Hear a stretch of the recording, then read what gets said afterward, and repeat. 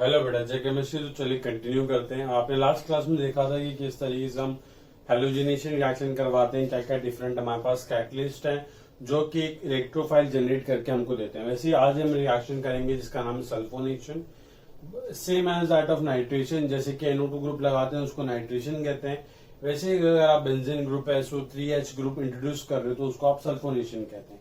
होता कैसे, बहुत सिंपल है। सल्फोनेशन का एक बहुत इंपॉर्टेंट यूज होता है, वो भी हम डिस्कस करेंगे। जो सल्फोनेशन रिएक्शन होती है ना, ये हमेशा पेयर में लिखी जाती है, सल्फोनेशन डिसल्फोनेशन। ठीक है, तो फिर मैं आपको लिख के दिखाता हूँ कि सल्फोनेशन और डिसल्फोनेशन का मतलब क्या है और ये एक साथ लिखी क्यों जाती हैं। बहुत सिंपल चीजें याद रखने, ज्यादा दिमाग में लेने की जरूरत ही नहीं है। पहले हम डिस्कस करेंगे हमारा सल्फोनेशन, ठीक है बेटा, और साथ में ही सल्फोनेशन के साथ डिस्कस कर लेंगे हम हमारा डिसल्फोनेशन। अब दोनों में डिफरेंस क्या होता है आपको नाम से तो पता ही लग रहा होगा ना बेटा, कि एक रिएक्शन में हम SO3H ग्रुप इंट्रोड्यूस करेंगे और उसी के रिवर्स जब हम SO3H ग्रुप को वहां से हटा देंगे तो उसको हम क्या कहते हैं, डिसल्फोनेशन। होता कैसे है, बहुत सिंपल तरीके से होता है। सपोज आपने क्या किया, एक बेंजीन का मॉलिक्यूल ले लिया, ठीक है, आपने बेंजीन का मॉलिक्यूल ले लिया और इसकी रिएक्शन आपने करवाई किसके साथ बेटा, कॉन्सेंट्रेटेड H2SO4 के साथ। ठीक है बेटा, अब यहाँ पे कॉन्सेंट्रेटेड H2SO4 की जगह पे आपको क्या क्या लिख के दे सकता है, फ्यूमिंग H2SO4 या फिर ओलियम H2H2O7 लिख के दे सकता है, या फिर concentrated H2SO4 plus SO3 gas लिख के दे सकता है, या सिंपली वो SO3 लिख के दे देगा। मतलब सब कुछ काम एक ही करते हैं, वो भी हम लोग लिख लेंगे, बस आपको बता रहा हूं। तो क्या होता है कि सिंपली एक H सब्स्टिट्यूट हो जाता है किससे बेटा, हमारे SO3H ग्रुप से, SO3H। तो आप देख सकते हैं किस तरीके से बेंजीन सल्फोनिक एसिड ये बन चुका है। अब अगर हमको इस सल्फोनेटेड बेंजीन को वापस से क्या करना है, डिसल्फोनेट करना है, तो सिंपली इस कंपाउंड के अंदर आप डाल दो क्या बेटा, आप डाल दो बॉइलिंग, आप डाल दो इसके अंदर बॉइलिंग वाटर। क्या डाल दो बेटा, बॉइलिंग वाटर। तो जैसे हम बॉइलिंग वाटर डालते हैं, ये जो हमारा बेंजीन सल्फोनिक एसिड है वो सिंपली बेंजीन में कन्वर्ट हो जाता है। अब आपको एक चीज याद रखनी है कि यहाँ पे कॉन्सेंट्रेटेड H2SO4 की पे क्या क्या लिख के दे सकते हैं, मैकेनिज्म डिस्कस करूंगा और इस रिएक्शन का इलेक्ट्रोफाइल आपके साथ डिस्कस करूंगा। ठीक है, चलिए देखते हैं मैकेनिज्म किस तरीके से वर्क करता है। अब पहले तो आपको H2SO4 का स्ट्रक्चर पता होना चाहिए। बहुत सिंपल स्ट्रक्चर होता है, देखिए बेटा इस तरीके से होता है। वैसे तो हम लोग P ब्लॉक में बहुत अच्छे तरीके से पढ़ेंगे ये सारे एसिड उनके स्ट्रक्चर, बट स्टिल वापस से आप देख लीजिए इस तरीके से टेट्राहेड्रल हमारा सल्फर होता है, उसके टोटल 6 बॉन्ड होते हैं। इस तरीके से 2 OH ग्रुप होता है और एक डाइप्रोटिक हमारा एसिड है। ठीक, क्या होता है कि ये जो सल्फोनिक एसिड हमने इस्तेमाल किया H2SO4 सल्फ्यूरिक एसिड, तो क्या होता है ये खुद को ही प्रोटोनेट करता है। किस तरीके से, ये जो H प्लस जो खुद में से निकला है वह इसी के एक मॉलिक्यूल के पास जाएगा इस तरीके से, और इस ऑक्सीजन को क्या कर देगा, प्रोटोनेट कर देगा। मतलब क्या है कि यही एक मॉलिक्यूल है और किसी और दूसरे मॉलिक्यूल से H प्लस आया और इसने क्या कर दिया बेटा, गेन कर दिया। मतलब खुद ही एक बेस और खुद ही लुईस एसिड और खुद ही लुईस बेस की तरह काम कर रहा है। ठीक है, तो देखिए इस तरीके से इसने एक्सेप्ट कर लिया। फिर क्या होता है, आप देखिए इसका स्ट्रक्चर बनाते हैं हम SOH, यहाँ पे क्या आ जाए बेटा OH2 और यहाँ पे पॉजिटिव चार्ज, ये डबल बॉन्ड O है ना बेटा, ये स्ट्रक्चर बन जाएगा। अब ऑक्सीजन पे पॉजिटिव से स्टेबल है ही नहीं बिल्कुल भी, तो क्या होगा बेटा, ये बॉन्ड यहाँ पे इस तरीके से निकल जाएगा और इस स्टेप में क्या होगा बेटा, वाटर एलिमिनेट हो जाएगा। ठीक, वाटर एलिमिनेट हो जाएगा और सल्फर पे क्या आ जाएगा बेटा, पॉजिटिव चार्ज। तो अब स्ट्रक्चर को थोड़ा अच्छे से बनाते हैं। S डबल बॉन्ड O, यहाँ पे बेटा क्या है आपके पास OH है और यहाँ पे सल्फर पे आएगा बेटा क्या, पॉजिटिव चार्ज। अब आप सोच रहे होंगे सर सल्फर पे पॉजिटिव तो स्टेबल है नहीं। हाँ, वेरी गुड, स्टेबल नहीं है तो बन जाता है। क्यों बनता है, बिकॉज यहाँ पे इसके पास ऑक्सीजन बैठा हुआ है जो उसको लोन पे देके प्लस M से स्टेबलाइज कर सकता है। देखिए इस तरीके से इसने डोनेट कर दिया, तो स्ट्रक्चर क्या बन जाएगा बेटा, S डबल बॉन्ड O, यहाँ पे डबल बॉन्ड O और इस यहाँ पे एक H है और इस पे ऑक्सीजन पे पॉजिटिव चार्ज आएगा। ठीक है बेटा, अब देखते हैं क्या होने वाला है। अब इसी स्टेप को यहाँ पे कंटिन्यू कर रहा हूं मैं, ऑक्सीजन पॉजिटिव अनस्टेबल है, क्या होगा बेटा, इस तरीके से यहाँ पे डीप प्रोटोनेशन हो जाएगा, यहाँ से H प्लस निकल जाएगा, H प्लस निकल लिया और हमारे पास ये बन गया बेटा क्या, सल्फर ट्राई ऑक्साइड। और इस रिएक्शन का इलेक्ट्रोफाइल यही होता है SO3 गैस। ठीक है, तो ये जो SO3 गैस होती है यही हमारे इसका होता है इलेक्ट्रोफाइल होता है। आप देखेंगे सल्फर, आप सोचोगे 6 के 6 बॉन्ड कंप्लीट है, but still how it can act as a electrophile, बहुत सिंपल चीज है। आपको बस ये याद रखना है कि सल्फर हमारा थर्ड पीरियड का एलिमेंट होता है, ठीक है। तो थर्ड पीरियड के एलिमेंट एम्प्टी ऑर्बिटल होगा उसके पास, वरना अगर आप इसका एक रेजोनेटिंग स्ट्रक्चर बनाओ तो भी आप आराम से देख सकते हो। कैसे देखोगे, इसका रेजोनेटिंग स्ट्रक्चर बनाओ, देखो इसका पाई बॉन्ड ऐसे बनाते हैं, ठीक। देखिए एस और ओ दोनों अलग अलग electronegativity, oxygen more electronegative, sulphur less electronegative, और दोनों के बीच में पाई बॉन्ड बनने में मल्टीपल बॉन्ड। तो क्या हो सकता है, पाई बॉन्ड इस तरीके से ऑक्सीजन के पास माइग्रेट कर जाए, मैं रेजोनेटिंग स्ट्रक्चर बना रहा हूं, तो क्या बन जाएगा, S double bond O, sorry ये यहाँ पे डबल बॉन्ड ओ, और यहाँ पे ये ओ, यहाँ पे नेगेटिव और एस पे पॉजिटिव चार्ज। तो आप देख सकते हैं सल्फर के पास देखो पॉजिटिव चार्ज आ गया, तो आपको दिख रहा होगा ये क्या है, इलेक्ट्रोफाइल की तरह काम करेगा। तो ये जो हमारा SO3 होता है सल्फर ट्राइऑक्साइड, ये हमारे सल्फोनेशन का क्या होता है बेटा, इलेक्ट्रोफाइल होता है, ठीक है। अब हम देखेंगे किस तरीके से ये जो हमारा SO3 है, ये जो इलेक्ट्रोफाइल है, बेंजीन पे जाके हमको ये वाला कंपाउंड देता है, ठीक है। तो आराम से पहले आप इतना छाप लीजिए, ठीक है, और आगे कंटिन्यू करते हैं मैकेनिज्म को।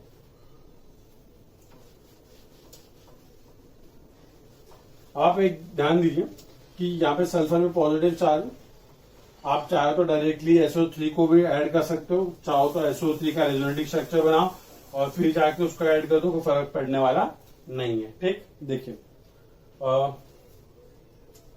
मैकेनिज्म का सेकंड स्टेप जब क्या होगा, इलेक्ट्रोफाइल अप्रोच करेगा किसको बेटा, हमारे बेंजीन रिंग को, जो इलेक्ट्रॉन क्या है बेटा, इलेक्ट्रॉन रिच स्पीशीज है। देखिए इस तरीके से सल्फर पे पॉजिटिव चार्ज है, यहाँ पे भी डबल बॉन्ड ओ, ठीक। अब क्या होने वाला है, कुछ नहीं होने वाला है, ये पाई बॉन्ड डोनेट करेगा कहाँ बेटा, सल्फर के अंदर इस तरीके से, है ना। और क्या होगा बेटा, कार्बन सल्फर का बॉन्ड बनेगा। अब देखिए इस तरीके से यहाँ पे क्या होगा बेटा, ये हमारा कार्बन सल्फर का बॉन्ड बन चुका है ये, और यहाँ पे क्या है बेटा, ये O नेगेटिव। और आप देखिए ये वाला ये इस तरीके से, और इस कार्बन पे क्या है बेटा, पॉजिटिव चार्ज आ जाएगा, ठीक है। अब क्या होगा, एरोमेटिसिटी लॉस हो गई है, नॉन एरोमेटिक कंपाउंड बना है, तो क्या होगा बेटा, यहाँ पे एरोमेटिसिटी रिगेन होगी। कैसे, जो H प्लस है वो वहां से चले जाएगा, भाग जाएगा यहाँ से, और ये H प्लस जाएगा इस तरीके से मूव करेगा। अब देखिए यहाँ पे H प्लस निकल रहा है और ये O नेगेटिव है, तो क्या करेगा, O नेगेटिव H प्लस को एक्सट्रैक्ट कर लेगा, और जैसे यहाँ से H प्लस जाएगा तो ये सिग्मा बॉन्ड कन्वर्ट हो जाएंगे इसके पाई बॉन्ड के अंदर, और ये इसने बेंजीन रिंग में अपनी एरोमेटिसिटी रिगेन कर लेगा, ठीक है। तो ये देखिए ये प्रोटॉन एक्सचेंज की स्टेप लिख सकते हो कि यहाँ से H प्लस निकला और उसी मॉलिक्यूल के किसी दूसरे एटम के पास वो पहुंच चुका है। तो देखिए किस तरीके से बन गया हमारा ये बेंजीन रिंग बन गया। यहाँ पे ये S double bond O, double bond O, यहाँ पे बेटा क्या OH, तो ये होता है हमारा SO3H ग्रुप। तो ये क्या हो गया बेटा, ये सल्फोनेशन की स्टेप हो गई, ठीक है। अब आपको एक चीज याद रखनी है कि जब भी आप इस बेंजीन सल्फोनिक एसिड में बॉइलिंग वाटर मतलब पानी डाल के उसको सिर्फ गर्म कर दो, तो जो सल्फोनिक जो ग्रुप लगा हुआ है, SO3H जो ग्रुप लगा हुआ है सल्फो ग्रुप, तो क्या हो जाएगा, यहाँ से डी प्रोटेक्ट हो जाएगा, यहाँ से ही निकल जाएगा, और उसकी जगह पे कौन आ जाएगा बेटा, H आ जाएगा। तो ये हमेशा याद रखना कि अगर आपको इस तरीके से देखा कॉन्सेंट्रेटेड H2SO4, तो आपको क्या करवाना है, सल्फोनेशन करवाना है, और साथ में एक स्टेप दे रखा है, इसमें आपको बॉइलिंग वाटर दे रखा है या फिर सिंपल वाटर दे के हीट दे रखा है। तो आपको समझना है क्या करवाना है, आपको डीसल्फोनेशन, मतलब कि SO3H ग्रुप को वहां से हटा दोगे आप, ठीक है। तो ये हमारा सिंपल सा कन्वर्ट हो चुका है प्रोडक्ट। आप जल्दी से कुछ छाप लो, और इसके बारे में कुछ और चीजें लिखनी है वो लिख लेते हैं हम लोग। याद रखना है कि इस रिएक्शन का हमारा इलेक्ट्रोफाइल क्या है, ठीक है बेटा। चलो अब एक काम करते हैं, हम लोग थोड़ा और डिस्कस करते हैं इसके बारे में कि हमारे पास रिएजेंट और क्या क्या अवेलेबल हो सकते हैं, ठीक। तो आपको ये लिखने रिएजेंट्स फॉर सल्फोनेशन, क्या क्या इस्तेमाल किए जा सकते हैं। पहला तो आप सब जानते हो क्या इस्तेमाल कर सकते हैं बेटा, हम कॉन्सेंट्रेटेड H2SO4, अभी देखा किस तरीके से, या फिर आपको एरो पे डायरेक्टली आपको SO3 गैस लिख के दे सकता है, या फिर आपको क्या दे सकता है, वो ओलियम लिख के दे सकता है, ठीक है बेटा, ओलियम, या फिर फ्यूमिंग H2SO4 लिख के दे सकता है इस तरीके से, फ्यूमिंग H2SO4। फ्यूमिंग H2SO4 का मतलब क्या होता है कि आपने किसी बीकर में H2SO4 सल्फ्यूरिक एसिड ले रखा है, उसमें से व्हाइट कलर के फ्यूम्स निकलते रहते हैं, तो जो व्हाइट कलर के जो फ्यूम्स निकलते हैं वो SO3 गैस के ही निकलते रहते हैं। तो फ्यूमिंग H2SO4 भी लिख सकते हैं। इसको लिखने का एक और तरीका होता है, किस तरीके से, H2SO4 प्लस SO3, इस तरीके से भी लिखा जाता है ये, ठीक है। और आप इन दोनों को कंबाइन कर दो, तो इन दोनों को कंबाइंड फॉर्म में ही क्या बोलते हैं, हम ओलियम बोलते हैं, H2SO7। देखो H2SO7, इसको हम क्या बोलते हैं, ओलियम। तो ये चारों आपको कहीं कुछ भी लिख के दे सकता है, काम एक ही है। क्या करता है बेटा, SO3 जो हमारा इलेक्ट्रोफाइल सल्फोनेशन के लिए वो हमको प्रोवाइड करने का काम करता है। उसके बाद मैकेनिज्म तो आप बड़े इंटेलिजेंट हो, कर लोगे आप, ठीक है। चलो, तो ये रिएजेंट यूज फॉर सल्फोनेशन लिख लेना, और कुछ नहीं। चलिए, अब आपको मैं सबसे इंपॉर्टेंट रिएक्शन पढ़ाता हूं आपके लिए। आप बहुत सिंपल रिएक्शन है, बट सिंपल के साथ साथ बहुत इंटरेस्टिंग रिएक्शन भी है। क्यों? बिकॉज ये रिएक्शन बहुत ज्यादा फ्रिक्वेंटली पूछी जाती है। मेनली नीट में बहुत पूछते हैं लोग, जेई में भी बहुत पूछते हैं, बट जेई में इसका थोड़ा सा डिफिकल्ट क्वेश्चन बना के पूछा जाता है। नीट में सिंपल से क्वेश्चन बना के पूछ देते हैं, ठीक है। तो अब नाम लिखना है आपको। इसका नाम बड़ा शानदार सा नाम है, आपने बहुत सुना भी होगा इसके बारे में, फ्रेडल या फिर फ्राइडल क्राफ्ट असाइलेशन या अल्काइलेशन, ठीक है।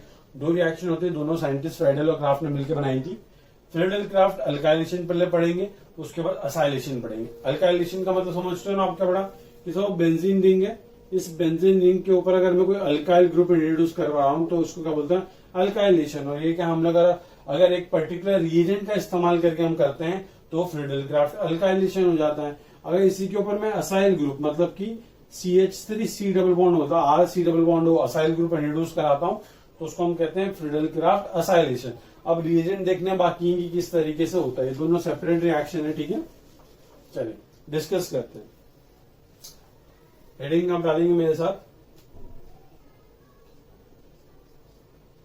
Friedel craft alkylation. पहले अल्काइलेशन डिस्कस करेंगे, उसके बाद हम असाइलेशन पे जाएंगे, ठीक है। फ्रेडल क्राफ्ट अल्काइलेशन, और याद रखना है कैसे होती है, इरिवर्सिबल रिएक्शन होती है। मतलब कि एक बार प्रोडक्ट में कन्वर्ट हो गया तो प्रोडक्ट वापस से रिएक्टेंट में कन्वर्ट नहीं होता है, ठीक है। मतलब फॉरवर्ड डायरेक्शन में रिएक्शन जाती रहती है, बैकवर्ड में नहीं आती। तो याद रखना है ये क्या होती है बेटा, एक टाइप की इरिवर्सिबल रिएक्शन होती है। अब कुछ इंपॉर्टेंट पॉइंट डिस्कस करने से पहले मैं रिएक्शन लिख देता हूं ताकि आपको पूरा रिएक्शन के थ्रू ही समझाऊं कि होता क्या है यहाँ पे, ठीक है। चलिए देखिए, बहुत सिंपल सी रिएक्शन है। सपोज आपके पास इस तरीके से एक बेंजीन रिंग है, इस बेंजीन रिंग में मैंने एक डाला हुआ है RCl, ठीक है। एक कोई भी अल्काइल हैलाइड डाला हुआ है, अल्काइल क्लोराइड डाला हुआ है मेनली मैंने, और इस रिएक्शन में मैं ऐड कर रहा हूँ क्या है, AlCl3। कौन से फॉर्म में बेटा, अनहाइड्रस फॉर्म में। याद रखना हमेशा कि ये AlCl3 हमेशा अनहाइड्रस फॉर्म में इस्तेमाल किया जाता है, ठीक। तो इसमें रिएक्शन में जो प्रोडक्ट बनता है, क्या बनता है बेटा, इस तरीके से हमारा ये बनता है अल्काइलेशन, मतलब अल्काइलेटेड बेंजीन प्रोडक्ट मिलता है। मतलब बेंजीन का एक H रिमूव होकर वहां पे अल्काइल चेन अटैच हो जाती है, ठीक। अब बात करना है इस रिएक्शन के इंटरमीडिएट के बारे में। बहुत इंपॉर्टेंट इंटरमीडिएट है, बहुत सिंपल सा इंटरमीडिएट है, बट एक चीज आपको बहुत प्यारी सी याद दिलाऊंगा मैं, वो आपको याद रखना है, ठीक है। चलिए मैकेनिज्म डिस्कस करते हैं कि फ्रेडल क्राफ्ट अल्काइलेशन हम लोग पहचानेंगे कैसे कि सब फ्रेडल क्राफ्ट अल्काइलेशन। बहुत सिंपल है, अगर आपको AlCl3 दिख जाए और एक अल्काइल हैलाइड दिख जाए तो आप समझ जाना है क्या बेटा, फ्रेडल क्राफ्ट अल्काइलेशन है। अब यहाँ पे RCl और AlCl3 का इस्तेमाल क्यों किया जाता है और AlCl3 स्पेसिफिकली अनहाइड्रस क्यों इस्तेमाल करते हैं वो डिस्कस करते हैं। पहले क्या होता है बेटा, RCl और AlCl3 दोनों आपस में रिएक्ट करके हमको देते हैं इलेक्ट्रोफाइल। वो इलेक्ट्रोफाइल इस केस में क्या जनरेट होता है, कार्बोकटायन। कैसे जनरेट होता है बताता हूँ, देखिए बेटा। सपोज ये R है, यहाँ पे Cl है, हम समझाते हैं क्लोरीन के पास 3 लोन पेयर होता है, मतलब ये एक इलेक्ट्रॉन रिच स्पीशीज है। इसको हम ले सकते हैं एज ए न्यूक्लियोफाइल, या फिर इसको आप कंसिडर कर सकते हैं एज ए लुईस बेस। अगर आप बात करो AlCl3 की, तो हम सब जानते हैं कि AlCl3 का स्ट्रक्चर कुछ इस तरीके से होता है, हाइपोवेलेंट कंपाउंड है, ऑक्टेट इनकम्प्लीट है, 2 इलेक्ट्रॉन एक्सेप्ट करने की प्रोबेबिलिटी होती है इसकी। तो ये एक्ट करता है लुईस एसिड, ये एक्ट करता है लुईस बेस की तरह। तो यहाँ पे एसिड बेस रिएक्शन पहले होती है और ये लोन पे डोनेट करता है इस तरीके से कोऑर्डिनेट बॉन्ड के थ्रू। समझ में आ गया? अब आगे बढ़ते हैं, तो ये बन जाएगा RCl कोऑर्डिनेट बॉन्ड AlCl3, ठीक। अब आप सब जानते हैं कोऑर्डिनेट बॉन्ड को हम कोवेलेंट बॉन्ड में रिप्रेजेंट कर सकते हैं। कैसे? जो एरो होता है, तो जो यहाँ पे हेड होता है वहां पे पॉजिटिव नहीं, वहां पे लगाते हैं नेगेटिव। क्यों? बिकॉज हेड मतलब उसने इलेक्ट्रॉन एक्सेप्ट किए, और जहां पे टेल होती है वहां पे पॉजिटिव मतलब उसने इलेक्ट्रॉन डोनेट किए। इतना समझ आता है आपको? तो ये हम तो जैसे केमिकल बॉन्डिंग में पढ़ भी चुके थे, डिस्कस करने की जरूरत नहीं थी। तो हमने क्या किया, यहाँ पे इसको सिंपली मैं क्या कर रहा हूँ, एक जो कोऑर्डिनेट बॉन्ड है उसको कोवेलेंट बॉन्ड में रिप्रेजेंट कर रहा हूँ। देखिए क्या हो जाएगा, RCl AlCl3 एल्यूमिनियम पे नेगेटिव, क्लोरीन पे पॉजिटिव चार्ज। इतना समझ में आता है आपको? अब आप देखिए क्लोरीन एक इलेक्ट्रोनेगेटिव एटम है, पॉजिटिव चार्ज, स्टेबल बिल्कुल नहीं है। क्या करेगा, आर को बोलेगा भाई साहब मैं यहां से जा रहा हूं ये बॉन्ड लेके, क्योंकि मैं बिल्कुल स्टेबल नहीं हूं, क्योंकि मेरे पे पॉजिटिव चार्ज है। तो इस स्टेप में क्या होता है, AlCl4-1, ठीक है, AlCl4- एलिमिनेट हो जाता है। और आप देखें किस तरीके से ये बॉन्ड अपने पास लेके जा रहा है। तो इस बॉन्ड में तो आर के भी इलेक्ट्रॉन थे, अल्काइल के भी इलेक्ट्रॉन थे, तो वो भी चले गए, इसलिए आर पे क्या था बेटा, आर पे आ जाता है पॉजिटिव चार्ज। और यही आप देख सकते हो किस तरीके से एक पॉजिटिव चार्ज स्पीशीज बन चुकी है, जो कि हमारी क्या इलेक्ट्रोफाइल और स्पेसिफिकली फ्रीडल क्राफ्ट अल्काइलेशन के केस में जो इलेक्ट्रोफाइल जनरेट होता है उसको हम क्या कहते हैं बेटा, आर पे पॉजिटिव मतलब कार्बन पे पॉजिटिव बोले तो कार्बोकटायन। तो इसका नाम क्या बेटा, कार्बोकटायन, ठीक है। और यही कार्बोकटायन एक्ट करता है किसकी तरह बेटा, इलेक्ट्रोफाइल की तरह। अब आपको एक बहुत इंपॉर्टेंट पॉइंट याद रखना है कि इन यहाँ पे नोट लिखेंगे, जैसे आप ये स्टेप कंप्लीट करेंगे वैसे एक नोट आएगा यहाँ पे, that in case of Friedel craft alkylation carbocation is formed, thus it can rearrange. और इट कैन रीअरेंज को आपको बहुत हाईलाइट करके बड़े प्यारे से लिखना है। क्यों, क्योंकि हमेशा याद रखना कार्बोकटायन बनता है और कार्बोकटायन सिर्फ ये जो कार्बोकटायन है डायरेक्टली आके इस पे चिपकेगा नहीं, ये कार्बोकटायन पहले क्या होगा बेटा, इट विल रीअरेंज इटसेल्फ और सबसे मोस्ट स्टेबल कार्बोकटायन जनरेट करेगा। और जो सबसे मोस्ट स्टेबल कार्बोकटायन होगा वही जाके यहाँ पे ऐड होगा और वही हमको मेजर प्रोडक्ट देगा, ठीक है। वो भी डिस्कस करेंगे क्वेश्चन में, बट आपको याद रखना है कि फ्रीडल क्राफ्ट अल्काइलेशन के केस में हमारे पास कार्बोकटायन बनता है जो कि रीअरेंज हो सकता है, इसलिए यहाँ पे major product most stable carbocation के थ्रू मिलता है, ठीक। इतना डिस्कस कर लिए। अब एक काम करते हैं, अब आगे देखते हैं। अब आगे क्या होने वाला है, कुछ नहीं होने वाला है। जो कार्बोकटायन बना है जो कि इलेक्ट्रोफाइल है हमारा, वो अप्रोच करेगा इलेक्ट्रॉन रिच बेंजीन के पास और क्या करेगा बेटा, हमको अल्काइलेटेड बेंजीन का प्रोडक्ट दे देगा। कैसे देगा, बड़ा सिंपल सा है, ये तो आप सब जानते हो। तो स्टेप कर करके मैं भी थक गया, आप भी थक गए होंगे कि इस तरीके से बेंजीन है, एक इलेक्ट्रोफाइल आया है जो कि कार्बोकटायन है, पाई इलेक्ट्रॉन का क्लाउड इसने डोनेट किया इसको। इस तरीके से देखिए बेटा ये हमारा ये बन गया, ठीक। यहाँ पे ये आर लगा हुआ है, यहाँ पे ये एच है, यहाँ पे ये पॉजिटिव चार्ज आ जाएगा और ये इस तरीके से, ठीक। अब क्या होता है बेटा, पहले पॉजिटिव चार्ज इस तरीके से गोल गोल घूम के आता है और गोल गोल घूम के आने के बाद क्या होता है बेटा, यहाँ से H+ का एलिमिनेशन हो जाता है, यहाँ से H+ एलिमिनेट होता है और ये हमारा बन जाता है क्या बेटा, इस तरीके से। अगर आप देखें तो बेंजीन और बेंजीन का ऊपर का एक हाइड्रोजन रिप्लेस कर दिया हमने आर से। तो ये भी एक इलेक्ट्रोफिलिक सब्स्टिट्यूशन रिएक्शन का ही हमारा एग्जांपल है। क्या, फ्रीडल क्राफ्ट अल्काइलेशन नीम रिएक्शन के अंदर आता है। बहुत ज्यादा इंपॉर्टेंट रिएक्शन है, याद रखना, बहुत ही ज्यादा हाईली इंपॉर्टेंट रिएक्शन है। तो इसका क्वेश्चन करेंगे तो आप देखोगे कि इसके सिंपल से इतने मैकेनिज्म बेस पे कितने डिफरेंट डिफरेंट टाइप के क्वेश्चन फ्रेम किए जा सकते हैं, ठीक। अब याद रखना आपको क्या, कि जो आर ग्रुप यहाँ पे लगा हुआ है कार्बोटाइन था, तो ये कार्बोटाइन कौन सा होता है, मोस्ट स्टेबल कार्बोटाइन ही आके लगता है और वही हमको मेजर प्रोडक्ट देता है, ठीक है। तो जल्दी से इतना आप नोट कर लीजिए।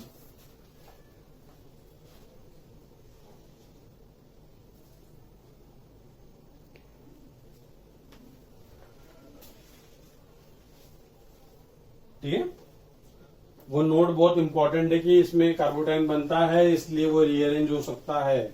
कृपा करके वो नोट याद रखें, ठीक। तो ये तो स्पेसिफिकली होगी क्या बेटा, फ्रीडल क्राफ्ट, क्या बेटा, फ्रीडल क्राफ्ट अल्काइलेशन, ठीक। अब फ्रीडल क्राफ्ट अल्काइलेशन में हम किस तरीके से क्या क्या इस्तेमाल कर सकते हैं वो मैं आपको बताता हूँ, ठीक। फ्रीडल क्राफ्ट अल्काइलेशन जैसी रिएक्शन है कि reagent which can also be used for alkylation, आप लिखेंगे reagent which can be also used for alkylation, ठीक है।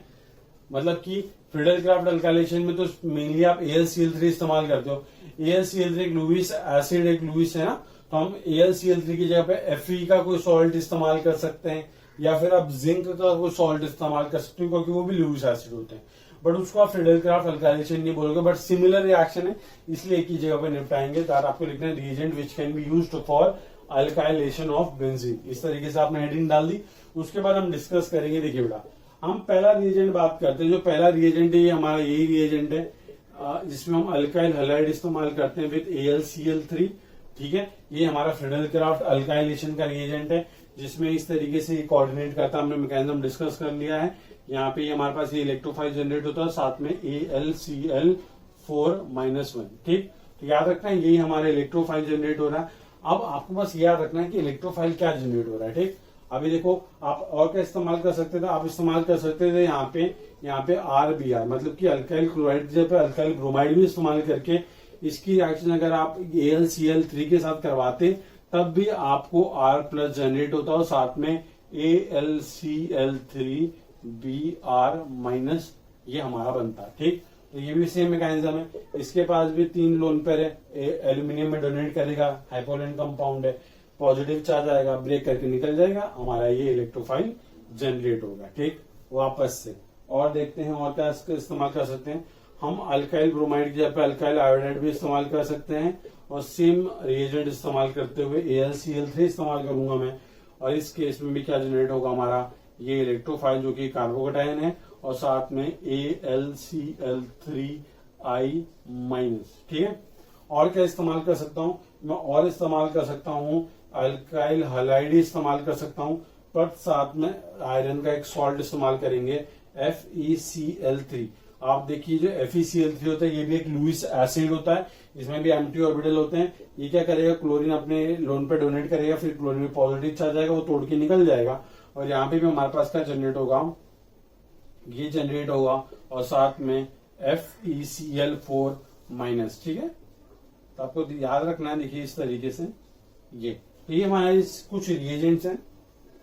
अब इनको एक जगह पे लिखने की क्या जरूरत पड़ी थी, और एक और रिएजेंट होता है उसको मैं थोड़ा सा अलग लिखूंगा और उसको भी आप अलग कलर से हाईलाइट करके लिखना।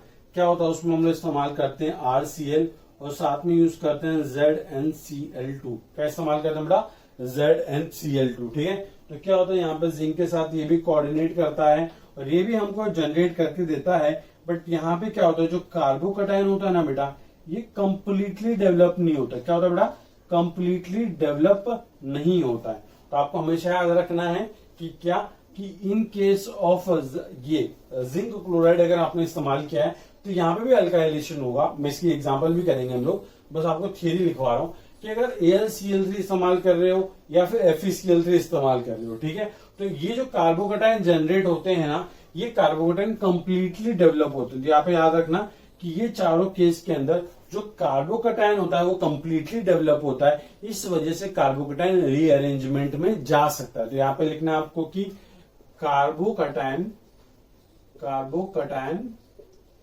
Can rearrange.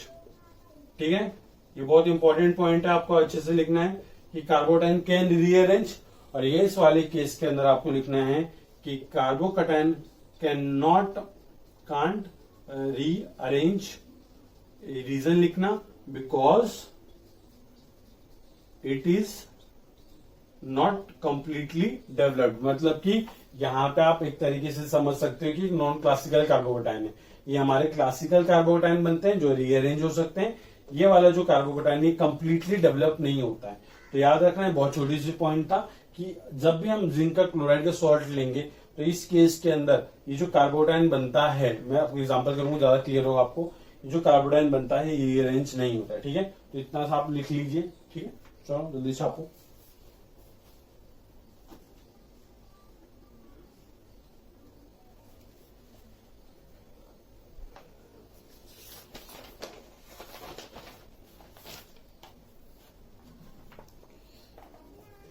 आप देखो बेटा, सपोज आपको क्या करवाना है, वापस से अल्काइलेशन का मैं बता रहा हूं आपको कि अल्काइलेशन में और क्या इस्तेमाल कर सकते हैं हम लोग।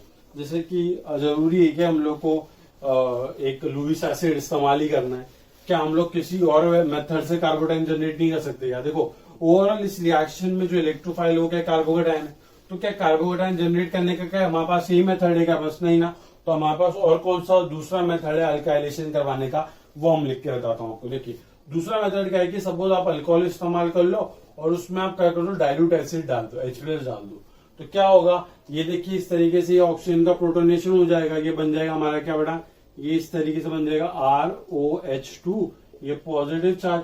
फिर क्या होगा बेटा, वहां से वाटर मॉलिक्यूल एलिमिनेट हो जाएगा इस तरीके से, है ना बेटा, और ये जनरेट कर देगा क्या बेटा, यहाँ पे भी हमारा कार्बोटाइन बन गया।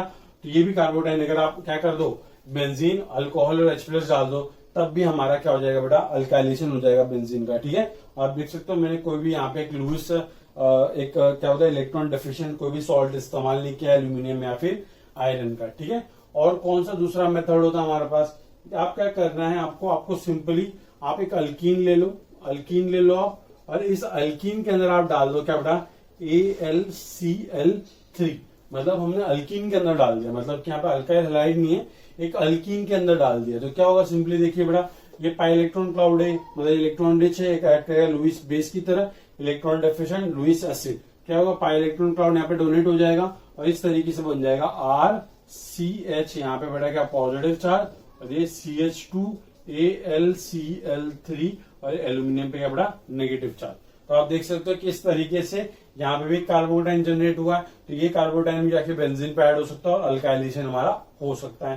तो आपको ये दो मेथड और याद रखने हैं, ये सारे एग्जाम्पल में भी करेंगे, तो हमने सिर्फ रिएजेंट एक जगह पे लिखे हैं कि हम लोग अल्काइलेशन के लिए क्या क्या इस्तेमाल कर सकते हैं, और भी बहुत है, वो एग्जाम्पल के साथ हम सीखते जाएंगे। ठीक है, तो आज हम यहाँ पे कंप्लीट कर रहे हैं, नेक्स्ट क्लास में मैं आपको एग्जाम्पल करवाऊंगा ताकि आपका सारा थॉट क्लियर हो कि फ्रीडल-क्राफ्ट अल्काइलेशन में किस तरीके से कार्बोटाइन बनता है और कैसे रीअरेंज होता है और कैसे हमको मेजर प्रोडक्ट हमारा मिलता है। ठीक है, thank you so much, J chemistry.